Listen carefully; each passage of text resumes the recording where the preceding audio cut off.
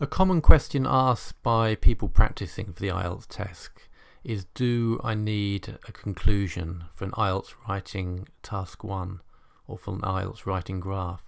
So I want to clear that up. Well, the answer is no, you don't need a conclusion for an IELTS graph. But what you do need is an overview. Now, an overview is a statement that identifies the main trends or differences in a graph, or in the case of a process, it would identify the main stages. So if you look at this example here, we can see this is where the overview is. It's quite common for it to appear in this position in a graph because teachers often tell students to put it there. It can be seen very clearly by the examiner that it's an overview, so they won't miss it. It's also common to start it with something like overall to flag it up that it's actually a overview.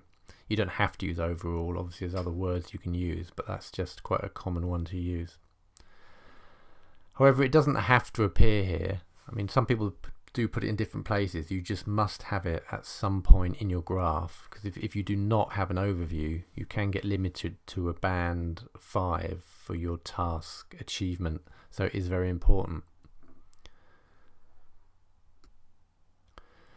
Some people actually place it in the as topic sentence in each body paragraph, so you can actually do it that way as well. Or sometimes some people actually have it at the end of the graph. So here it is at the end of the graph. It's maybe the fact that it can be placed at the end of the graph that some people refer to it as a conclusion. I mean, it can be called a conclusion, but as long as it's doing the same thing as what an overview would do, then that is fine. I mean, for example, we could have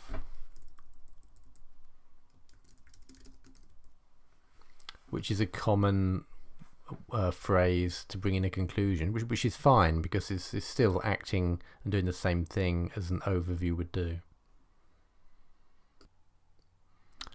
What is very important about the overview is to make sure that you don't give too much detail in it, because remember, it's supposed to represent what's happening in the whole graph or diagram. So for example, in this one it mentions that overall the consumption of fish and chips declined, which is the red line here, and the amount of pizzas and hamburgers that were eaten both increased here. So it covers everything that happened in the graph, but you'll notice it doesn't mention any of the numbers here. If you start mentioning numbers, you're going into detail, and then it might not be viewed as an overview, so it's important that you don't do that.